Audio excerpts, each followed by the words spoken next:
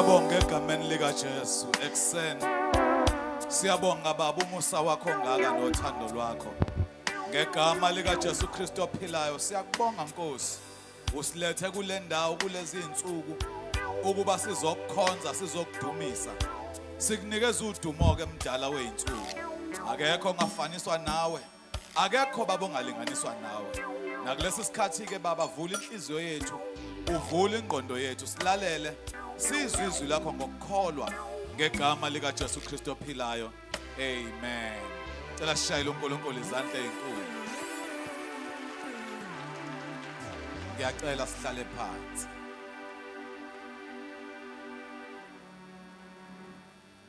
Ngicela ukuthatha ilithuba ngibingelele egameni lika Jesu. Hallelujah. Ngiyacela ukubingelela ekseni osukwini lethu lokugcina lwePhasika. Hallelujah.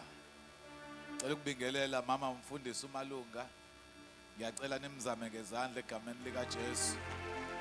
I-executive committee ngiyacela nizame ngezandla egameni lika Jesu. Abafundisi bonke abakhona, abavangeli, ama-deacons, cela sibapheni izandla ekseni. Obaba, omama, ogogo omkhulu nabantwana siyabingelela egameni lika Jesu.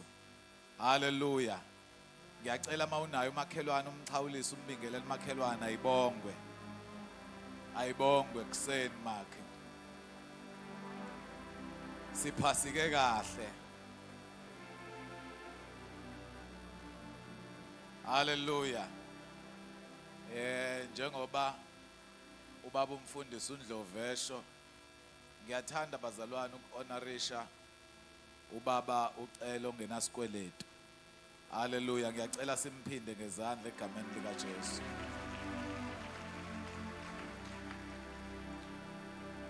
Obaba ucele yilaba bantu. Hallelujah. Elithi iBhayibheli Abraham babezwile ngalezi ithembiso. Baze bafa bengayibonanga. Obaba ucele abantu abangazange baze babizwe ngabafundisi. Kodwa kahle kahle sihleli phansi nje yibona abafundisi bethu laba. Hallelujah. Lo msebenzi kaNkuluNkulu ume nje. Hallelujah. uNkulunkulu basebenzisile.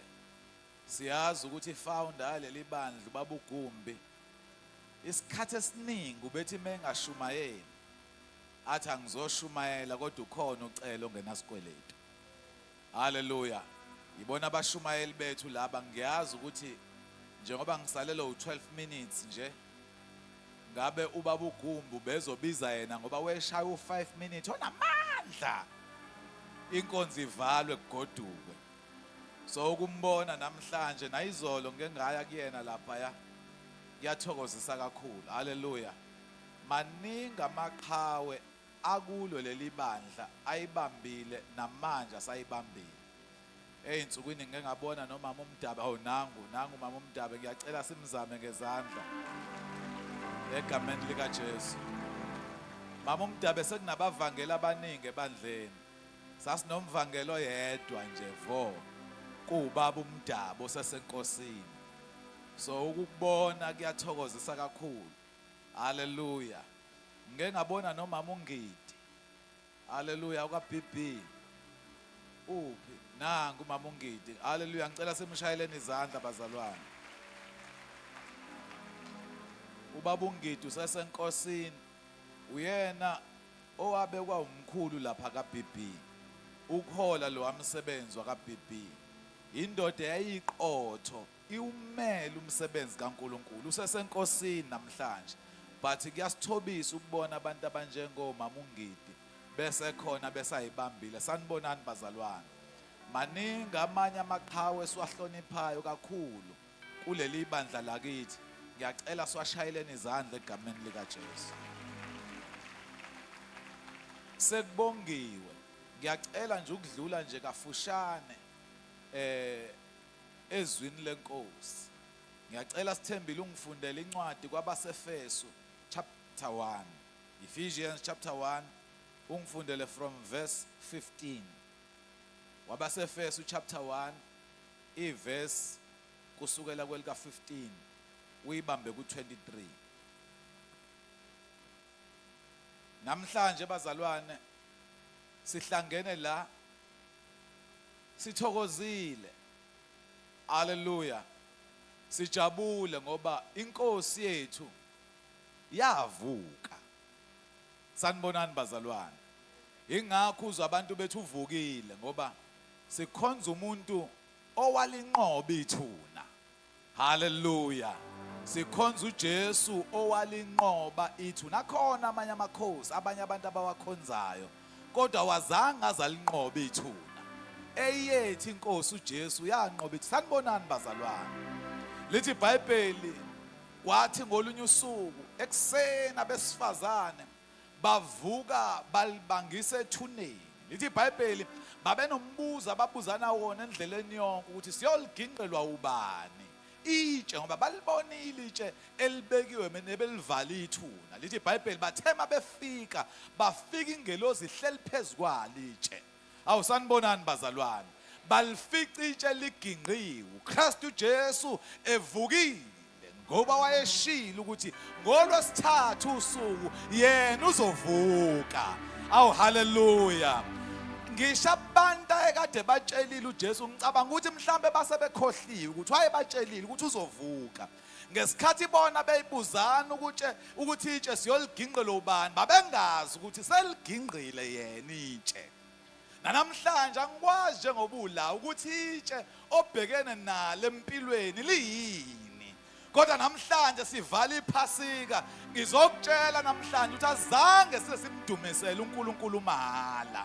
Itshe obhekene nalo liginqiwe namhlanje. Awusanibonani bazalwane. Liginqiwe itshe. So sikhonza uNkulunkulu owavusa uJesu kwabafileyo. Hallelujah. Ingakho namhlanje sikhonza ngeqholo, sikhonza ngentokozo nangenjabulo. Ubaba umfundisi uNcumali izolo uke wakhotha ubaba umfundisi uMJ Cebekhulu. Ngikhumbula imessage yakhe yokugcina ngomunye unyaka ngama-90s ngayo lenkonzo kuvalwa iPhasika. Wayethi sikwi-celebration. Awusanibonani bazalwane. Ethi sikwi-celebration sinentokozo. Uma usibona sigida sijabula sijatshulisa ukuthi yavuke yethu inkosi. Awu haleluya. Ethuneni lakhe ku-empty akholutho. Awusanibonani bazalwane. Abazi kahle lithi iBhayibheli bathe ngisho beyobheka ethuneni bafica la akadelele khona ngisho indwangu ekade imbozile. Lithi iBhayibheli yafica kalitakwe kahle ngoba lo wayekade evuka wavuke nesikhathi sonke lokutaka ngisho indwangu. Awusanibonani bazalwane. Wayishiya wayibeka kahle nababekade bethu untshontshiwe abafundi bakhe. Awusanibonani emini. Abahlaziyi basho kahle ukuthi ngisho ukutakwa kwayo indwangu kwakukhombisa ukuthi itakwe umuntu owumJuda. Ngamanye amazwi uyena uqobo lwakhe lo ngoba uyena umJuda okadelele la ngaphakathi ovuke wataka. I-gentleman eluJesu. Sanibonani. Manje sibonga abazalwane ukuba khona kwenu. Sibonga ukukholwa kwenu okungaka. Ukubekezelela nishiya izinto zonke. Sizogubha lo mkhosi ongaka. Hallelujah. Verse 15. Ngalokho nami sengizwile ngokukholwa okukini enkosini uJesu. Uthi uPawuli ebandleni labaseFesu uthi sengizwile ngokukholwa okukini enkosini uJesu. Sanibonani bazalwane. Ngoba ukukholwa kufanele sibe nako ukukholwa enkosini uJesu. Hayi ukukholwa kubantu, hayi ukukholwa kubangani, kodwa ukukholwa enkosini uJesu. Awu amen wena umncane. Ngathi nikholwa abantu nina. Uamen wena umncane. Ngathi nikholwa abangani. Ukukholwa kufunakala nokulindeleke kithi ukukholwa enkosini uJesu. Thiwa nothando kubo bonke abangcwele. nothando kubo bonke abangcwele, ngoba mase abazalwane sisindisiwe kulindeleke uthando kithi. Nikhona abazalwane?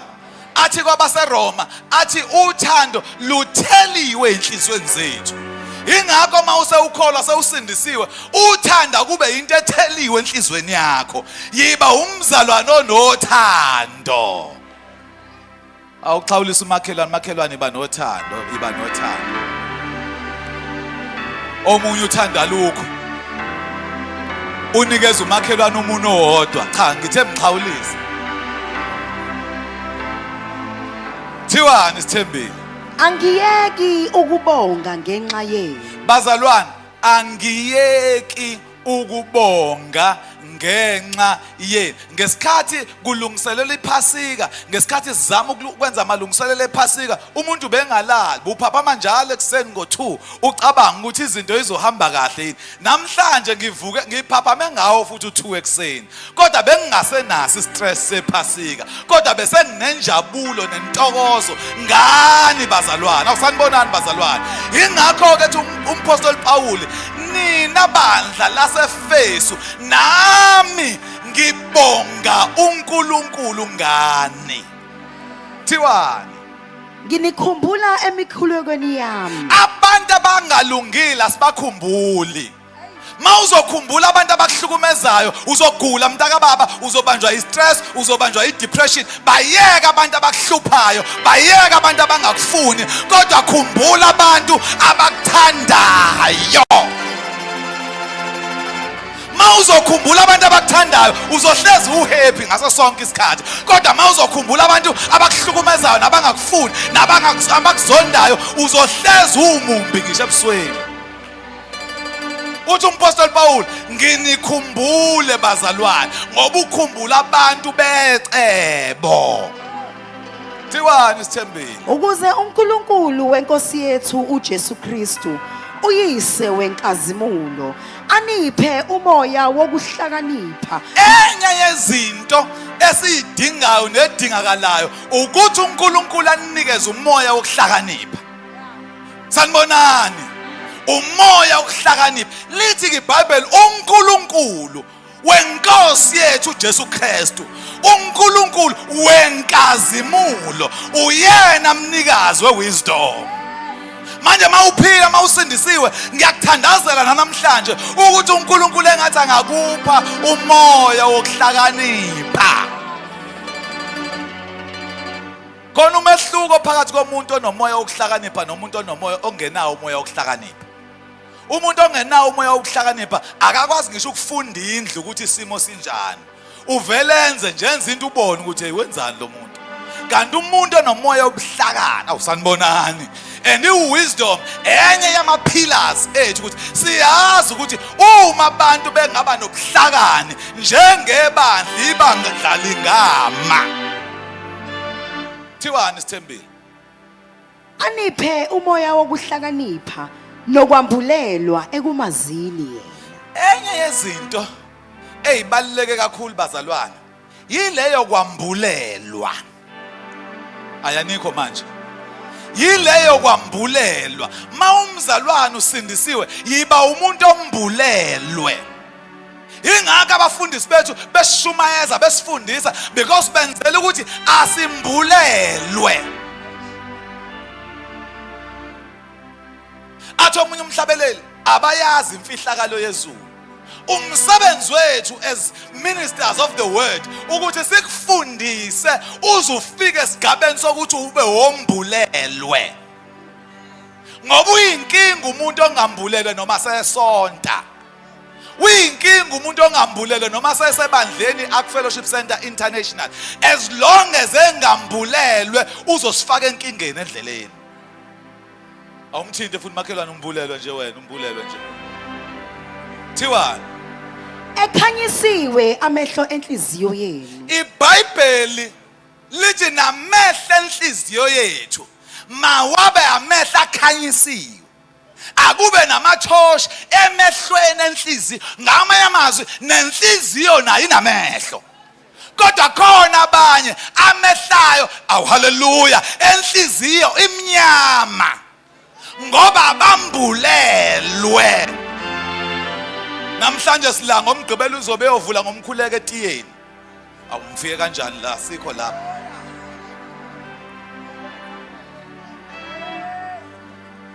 Bafundisa yikho into eyinkinga njengomzalwane sewuhlale naye 10 years wonke afika azokubuza umbuzo ukuthi baba ngenze njani ekhaya kuhlatshiwe manje bangibizile bathi mina omdala awukwazi umcimbi ukuqhubeka ngingekho kuhlatshiwe ufuna ukuthi kube wena othi akaye. Abafundisi abayazi lento aza kubuka emehlweni afuna kube wena othi akaye kodwa wazi kahle ukuthi akafuneki lapha ya. Yini inkinga akambulelwe usehlalile esontweni iminyaka kodwa akambulelwe amehlo enhliziyo amnyama. Lithi iBhayibheli namehlo enhliziyo akhanyiswe. Lana besikezile ukuzochwechwa lana besikezile ukuzothomoya. Well siyakwenza lokho ngoba phela siyajabula sikulomgubho lo kodwa into ebesizokwenziwa yona la ukuzombulwa kukaKristu kumbulwe uKristu siphume la singabambanga ubabumalunga kodwa siphume la sibambe uKristu. Sinomsebenzi omkhulu pastors ukuthi abantu vele bazoza kithi bazoza vele kithi kodwa thina sibathi abathi beza kithi sibasuse kithi sibadirect kuKristu.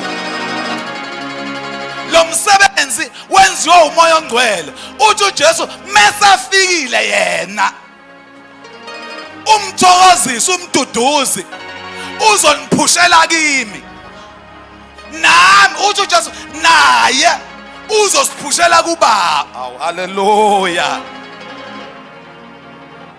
Tiwani Sithembe nize nazi okuyithemba lobizo lwakhe nokuyingcebo yenkazimulo yefa lakhe kubo abangcwele. Enye into ebalekile ukwazi bazalwane akekho umzalwane oyinkinga njengomzalwane ongazi.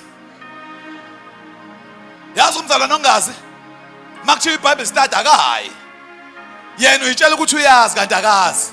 No akusho mina kusho iBhayibheli lithi bayinkinga laba abayitshela ukuthi bayazi kanti abazi. Ngoba into ebalekile ukukufaka ulwazi. Awusanibonani bazalwane sikufaka ukwazi lithi iBhayibheli kubalekile simazi yena okukumazi kungiphilo phakade. Fanele sikufaka uKristu umazi yena ngoba ukwazi yena kungukuphilo phakade. Tiwani nokungubukhulu obumangalisayo bamandla akhe kithina esikholwayo ngokokusebenza kwamandla akhe amakhulu. Lithi iBhayibheli lokho kungubukhulu obumangalisayo bamandla akhe kithina esikholwayo. Bazalwane njengoba sihleli la kuhlela umuntu onamandla kaKristu. Hayi amen wena awukho manje. Njengoba uhleli lapho kuhlela umuntu onamandla kaNkulunkulu avalelwe kuwe. Kungenzeka wena ungawaboni kungenzeka wena ungawazi kodwa mungasubuza abantu abakuthakathayo bazokutshela ukuthi wena khona amandla onawo ngoba bakuzamile bahluleka. Haya nikho namhlanje amandla esinawo esiwathole ngokwamukela uKristu Jesu makhulu kakhulu. Mawungasuwazi amandla onawo ngisho indlela owenza ngayo nendlela ophila ngayo ingashintsha ngoba mawungaphili kahle kunqinda futhi wona lamandla onawo. Awunangibuka kamanje sesixabene yini ngithi mina wena unamandla wena. Tiwani asebenze ngawo kuKristu emvusa kwabafileyo. Lamandla onawo akuwona amandla ayitheory esiwakhulumayo kodwa iwona lamandla esihlangene ngalolu suku ngawo esibonga uNkulunkulu ngawo ukuthi inkosi yethu uJesu uyavuka. Lithi ke iBhayibheli namhlanje lamandla avusa uJesu kwabafileyo unawo. lamandla avusa uJesu kwabafileyo unawo. Lamandla avusa uJesu kwabafileyo unawo, angawakho, akuwe. Mina ngisho lamandla athi umuntu mayekhuluma emela ngaphambili ubhululu wakhe ajabula athi namandla. Angisho indaba yobhululu mina, ngisho amandla wathola ngokwamukela uKristu. Asidlala umholiswano la kodwa makume wena ngiyajabula, makume mina nawe usiyojabula. Asidlala umholiswano la, sisha amandla. Wake wayiphatha imic noma ukazi uyiphathe, kodwa amandla avalelwe kuwe. Ungayingabazi ukuthi awukazi umela ngaphambili ushumayele, kodwa amandla avalelwe kuwe. Uzungayingabazi unamandla lawa avusa uJesu kwabafileyo. Akuwona amandlana nje, amandla avusa uJesu kwabafileyo akuwe. Akuwe ngaphakathi. One day you will be shocked mawufika ezulwini ubone kade awubadla uphoyizeni, kodwa awukazi ugule, awukazi ufe, ngoba amandla kuwe ngaphakathi. Iwona, haleluya, iwona thena amandla. Ngisho uphoyizeni sewuyidlile, you will be shocked mawufika ezulwini ukuthi kade wawuzeqa izinto obekelwe zona, kodwa amandla kuwe.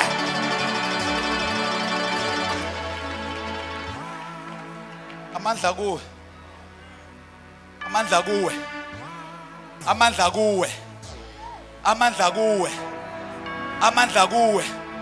Fana abantu abangakholwa bathembele ngawe ukuthi ngisho kuthiwa kwenzakala masebebize wena usanamandla. Awuzi nezindaba mntaka baba. Awuzi nezindaba, uyikohleba. Awuzi nezindaba, uzanamandla. Bendilamandla akusho khona ukuthi akhona ngoba ngimemeza njengoba ngimemeza nje. Ukumemeza kusho wona amandla, kodwa amandla kumuntu ngaphakathi, amandla kumuntu ethule engazange azasho lutho, amandla kodwa bekhona kuye ngaphakathi. Lawa avusa uJesu kwabafileyo. Thiwani Sithembile? Wamhlalisa ngakwesokunene sakhe ezulwini, ngaphezu kwakho konke ukubusa, negunya, namandla, nobukhosi, namagama onke aphathwayo. Lo Jesu esikhuluma ngaye, lithi iBhayibheli wahlaliswa uNkulunkulu ngakwesokunene sakho uNkulunkulu. Lona futhi iBhayibheli lithi thina njengoba sila sikuye futhi uKristu. Hayi ngeke. Njengoba sila wena njengoba uyi-double agent wena. Ula emhlabeni ukuKristu futhi. Sanibonani bazalwane? Ukhuluma izinto zasezulwini, ukhuluma izinto zasemhlabeni. Umhlaba ukufuni ngoba uyakubona ukuthi kukhona awubelongi la wena. Ngoba lithi iBhayibheli sikuye uKristu. Njengoba engakwesokunene sikaNkulunkulu ehlele eduze kwakho, uhleli nathi mntaka baba. Uhleli nathi. Uhleli nathi. So lithi iBhayibheli ivina amandla negunya okukuKristu. Thiwani? Namagama onke aphathwayo. Nawo wonke amagama aphathwayo. Ingakho kungafunakali ukuthi uhambe uyifake emagameni angekho. Ungahambi uyiqamba ngamagama angekho. Haleluya. Haleluya. Angeke ngikwazi ukuhamba ngiyibiza ngo devil shaker. Ngoba amagama lawo awusanibonani. Asikho isidingo sokuhamba uyibiza ngamagama azokwenza ukuthi usatshwe abantu, kodwa amadimoni angakusabi, imimoya ingakusabi. Ngoba indaba yalamandla akuwona amandla okufuna ukubukwa, kodwa amandla ilawa avusa uJesu kwabafileyo. Thiwani Sithembile? Kungekulelizwe lodwa, kepha nakulo elizayo. And lento kaKristu akuyona nje ukuthi operator la kuphela, kodwa i-operator nakuleli futhi elizayo. Sanibonani bazalwane? I-operator la not la kuphela, nakuleli futhi elizayo. Thiwani? Wakubeka konke phansi kwezinyawo zakhe. Lithi iBhayibheli zonke lezo zinto uNkulunkulu wayithatha wayibeka ngaphansi kwezinyawo zikabani? ZikaJesu. Zonke izinto amandla amagunya amagama amakhulu wakubeka ngaphansi kweinyawo zikaJesu kuthiwani wamisa abe yinhloko phezu kwakho konke kulo ibandla. wayesemisa uJesu ukuthi abe yinhloko awu haleluya nazo zonke izinto eziphathekayo nezibambekayo zingaphansi kweinyawo zakhe wayesembeka ukuthi abe yinhloko kuthiwani Elona lingumzimba wakhe. hayi abe yinhloko yebandla lona lelo bandla lingumzimba kaKristu lona lelo bandla lingumzimba ayanizwa bazalwane lona lelo bandla lingumzimba kaKristu ngamanye amazwi uma zonke izinto zingaphansi kweinyawo zakhe uKristu kanti thina siwumzimba kusho ukuthi ingaphansi kwethu uma ngempela wena ungumzimba kaKristu noma uforma part yomzimba kaKristu and zonke izinto zingaphansi kweinyawo zikaKristu zingaphansi kweinyawo zakho baba zingaphansi kweinyawo zakho mawami ngisho ngingathiwa emzimbeni uyisandla kodwa zona ingaphansi even ikuthiwa ke mhlawumbe uyilowest ke mhlawumbe emzimbeni uyinyawo ke mhlawumbe ke uyilabantu abantu mabefakaza athi ngibe ngiyini nangingelutho ngoba nasezulwini mangithole nje ukushanela nje idarade makuthiwa ke uyilomu lolo hlobo kolinjalo kodwa still zingaphansi kwakho angazi uba wathi egcolile sube ngoba nala usathana yeme khona la usathana yeme khona uNkulunkulu ekhuluma naye ethi uyibonile yini inceke yami uJobe ngesikhathi uJesu efile wathatha igazi lakhe wahamba waze wayoklina even naleso spot usathana ekade eme kuso mhlawumbe nokuyihlalwane okwake kuhlale kuso kusathana safike saklinwa ngegazi likaJesu so ayikho indaba egcolile lapha so lithi iBhayibheli thina siwumzimba kaKristu yena uKristu kunalezi zinto zonke ngaphansi kweinyawo zakhe kuthiwa Ukugcwala kwakhe ogcwalisa konke kubo bonke. Awuye kumaRoma chapter 8 ngifuna ukuvala naye netruck isifikile sengisebenza ngalo 15 minutes eningigweleta wona wangalela la ngoba nganitshela ngathi sithathela sinikezana amaloni ngani lona lo 15 minutes ke sengiqedela wona manje sewuyaphela lo 15 ngizovala manje yini indaba yami kodwa ngizoyenza ibe mfishane Romans chapter 8 verse 9 10 and 11 Kepha nina anisenyameni kodwa nikuye umoya. kusho thina mina nawe lithi asikho enyameni sikuye umoya ngamanye amazwi lo muntu okunyathelela ngesikhathi kugidwa wanqapha wena wambuka kabi phuma enyameni phuma enyameni asikho enyameni thina sikumoya fana ubheka izinto ngeso likamoya phela lo mholiswane engushoyo ngisho behlabelela ukuthi wakuhlabeleli worship team nje wasithanda kangaka worship team yonke wena mangingahlabelela ubhuzumu wakho uhlala phansi mase kuhlabelela ubhuzumu wakho uwena osukuyihola phambili no asisebenzi ngalowo moya wokubuka hayi lithi iBhayibheli asayikwazi umuntu manje ngokwenyama wena wazi abantu ngokwenyama ngisho kuhlabelela isihlobo sakho sakwamalunga ugida uzukhase phansi ngoba ubuka izinto ngokwenyama awumthinto kokugcina makhala uthi nje ngqi sakubamba funda sithembile Uma umoya kaNkuluNkulu ehlala kini. uma umoya kaNkuluNkulu ehlala kini masikholwa abazalwane samukela umoya kaNkuluNkulu lithi iBhayibheli uma umoya kaNkuluNkulu ehlala kini ngamanye amazwi kuyenzeka kube khona abanye abakhona la umoya kaNkuluNkulu engahlalanga kubo awu sesicabene yini bafowethu nangibuka kabi manje thiwani la Kepha uma umuntu engenaye umoya kaKristu masikhuluma ngomoya umoya ongcwele umoya kaNkuluNkulu umoya kaKristu asisho ukuthi wona Siyezwana bazalwane? Asisho ukuthi wona, sithi yena. Ngoba unguNkulunkulu. Sikhona bazalwane. Awuphinde futhi sithembile. Kepha uma umuntu engenaye umoya kaKristu, Uma umuntu engenaye umoya kaKristu, ya? lowo kasiye owakhe. Loyo muntu loyo akasiye owakhe. Ngamanye amazwi, umehluko phakathi kwakho mzalwane osindisiwe nomoya kaKristu nongenayo umoya kaKristu ukuthi omunye ungokaKristu, omunye akasiye owakhe. Umehluka kona ukuthi ngium5 nawe um5, akona umehluko lo. Umehluka kona ukuthi sama akha amhlophe nakona umehluko lo. Umehluko ukuthi unaye yini umoya kaKristu. And uKristu Jesu usho into enkulu kakhulu. Wathi uma umuntu efuna ukungilandela makathabathe isiphambano sakhe angilandele. Wena mhla waphatha isiphambano nje sodwa wavelelwa yinkinga ushiya ukukholwa. Awungala uamen awuvela ungabikho nje. Wavelelwa yinkinga ezincane ushiya ukukholwa. Uyeka phansi ukukholwa. Thiwani? Uma uKristu ekini, umzimba ufile ngenxa yesono. Kepha umoya ungokuphila ngenxa yokulunga. Qedela sithembe.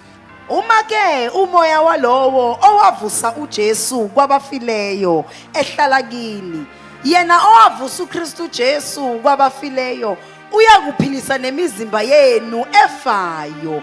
Lo owavusa uJesu kwabafileyo, wena onomoya kaNkulunkulu, wena onomoya kaKristu. Lithi iBhayibheli ngisho imizimba yethu efayo iza kuphiliswa ngenxa yalo esamamukelayo. Ayikho into eyinkinga njengokumala ngaphambili. Ngalesi sikhathi ngoba uvela ubone ngisho itruck ezolanda itende sayifika. Uthi awukodwa Nkosi. Funda ivesi lokugcina sithembile sivesi sihlukane sambeni. Ngidedela uNjomani aletha ama results akhe. Kwaba sePhilip chapter 3 verse 7.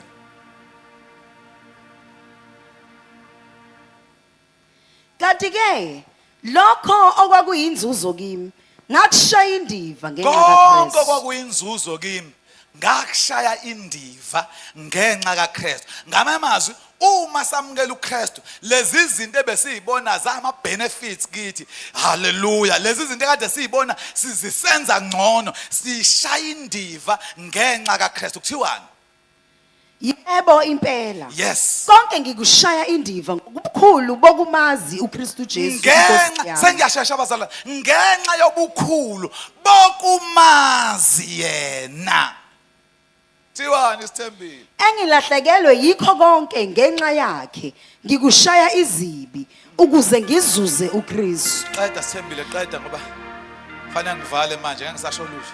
Ngifunyanwe kuyena ngike nakho ukulunga okungokwami okuya ngomthetho kodwa lokho okuya ngokukholwa ngoKristu.